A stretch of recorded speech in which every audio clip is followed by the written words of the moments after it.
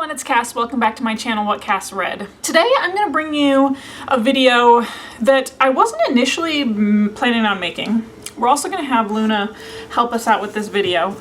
Just me and Luna home today. So if you see dog toys in the background, a dog tail, dog squeaking, I'm going to try and edit out the squeaking as much as possible. But it's just me and Luna kicking it today. I'm actually planning on filming, spoiler alert, my top 10 fantasy series.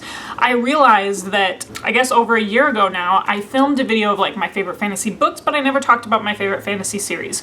So I was narrowing down that list, and then I was like, wow, I wish I could talk about so many more books that I've read, so many more authors that I've read, because like while my top 10 is like a really solid list, there were so many more books that I wanted to talk about. So I decided that I was going to split this video up into two parts. This particular video, I'm going to highlight my top 10 female SFF authors.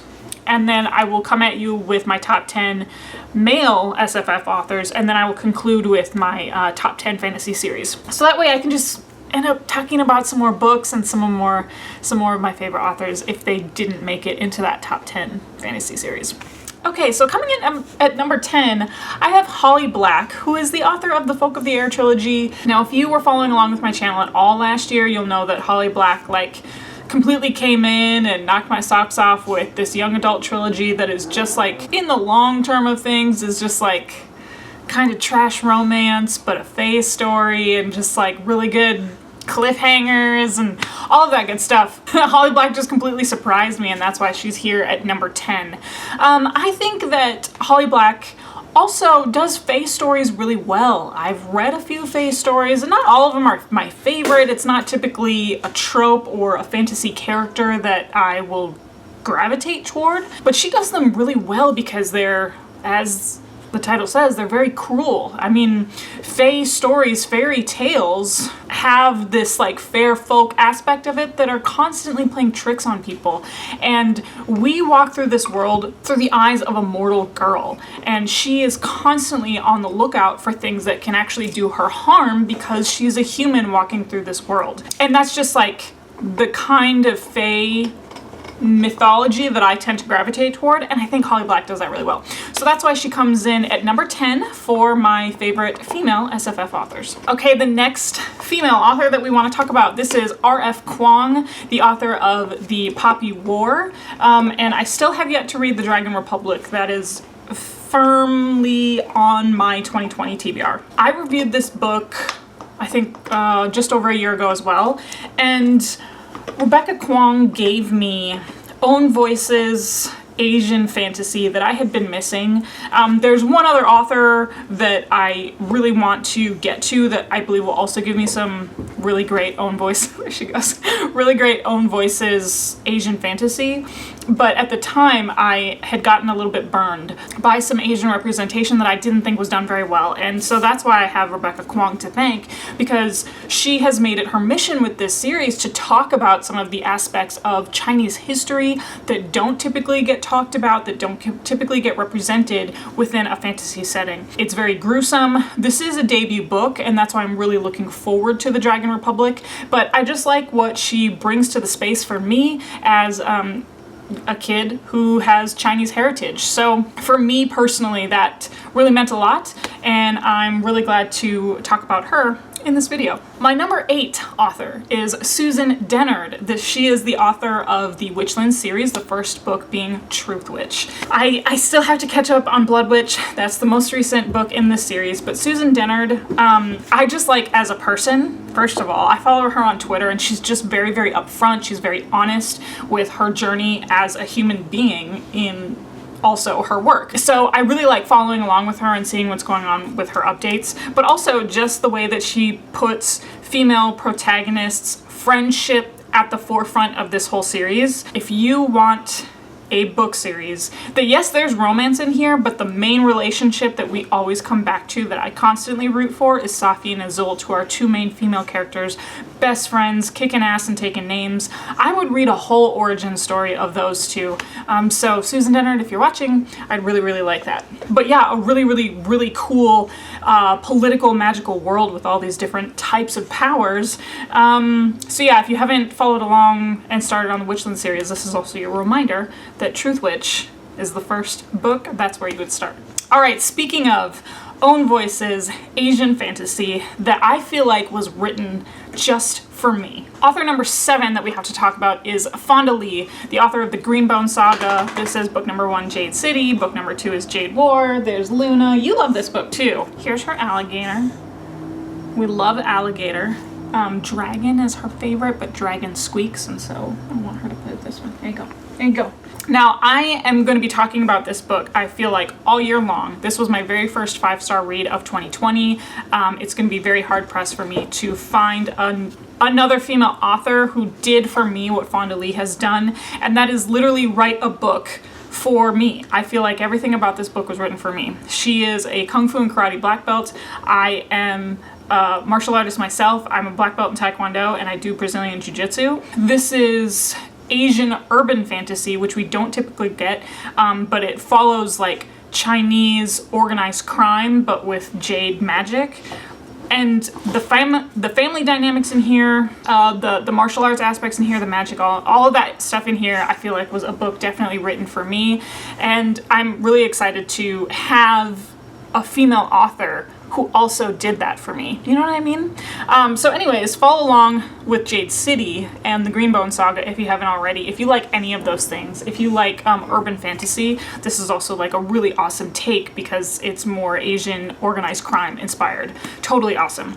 So Jade City, written by Fonda Lee. Okay, this next book that we have to talk about, this is The Bear and the Nightingale, written by Katherine Arden. That she firmly comes in at author number 6 for me on this list, and the only reason why she missed out on the top 5, and this is also like my own fault, but the only reason why she missed out on the top 5, like she should be in the top 5, but the only reason why I felt better about ranking other authors in front of her is that I have only read The Bear and the Nightingale from her.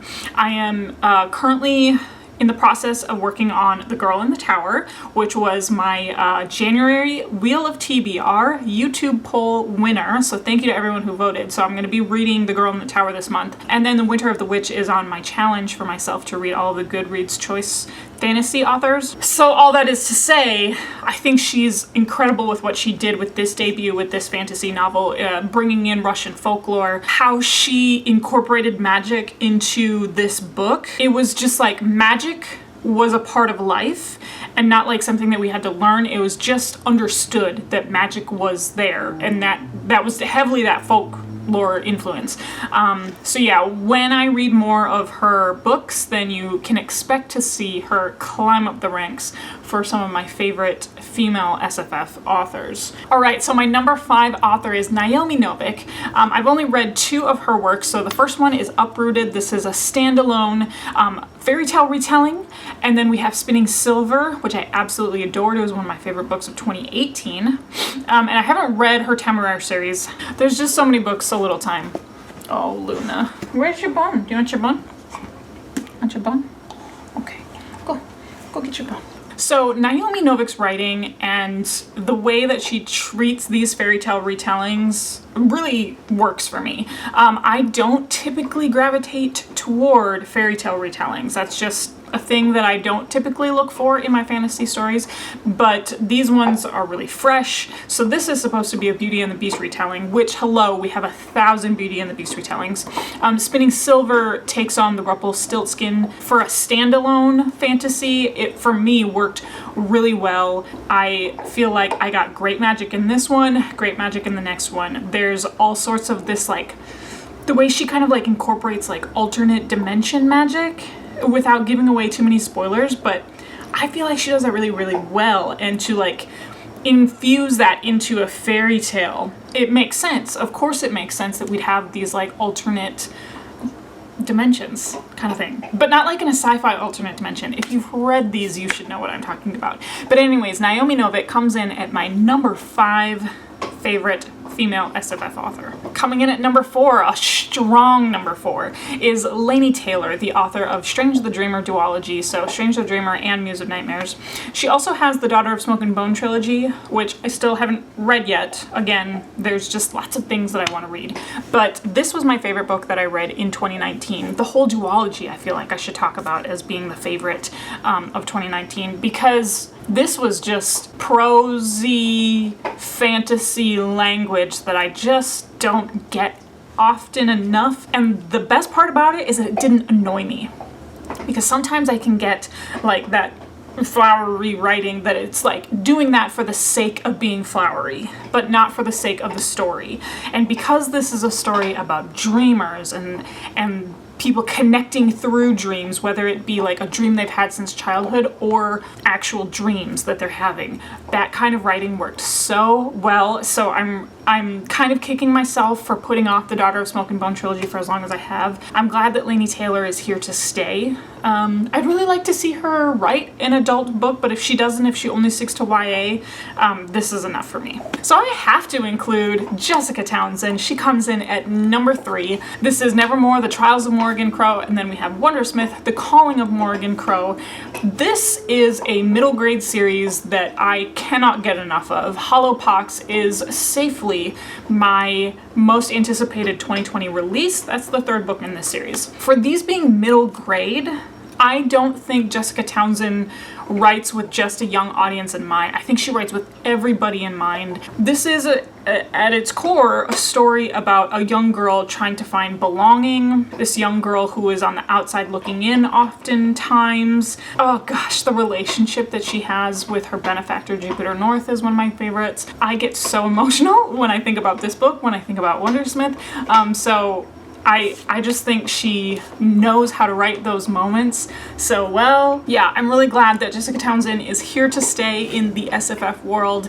So I'm really glad she decided to take the time to extend the release date of Hollowpox so that way she could really give us the story that she wanted to. Oh, I love it. So I'll be following Jessica Townsend for a very, very, very long time. Coming in at number 2 is Becky Chambers, the author of the Wayfarer series. And this is why I had to call it my favorite female SFF authors, because if I didn't include the SF and just included fantasy, I wouldn't have even had Becky Chambers on this list.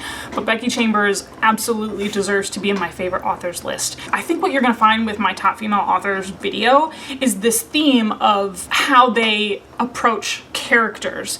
So I talked about Jade City having that really great family dynamic, and Truthwitch having that really great female friendship dynamic. This is another book that just like spoke to my heart. This whole trilogy spoke to my heart about the different character relationships that they had, the different character journeys that they're going on, whether or not it's discovery. We have a character who's going through like a sexual awakening.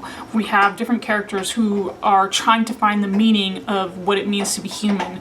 We have a whole book surrounding a community of characters and how they relate to the death of someone.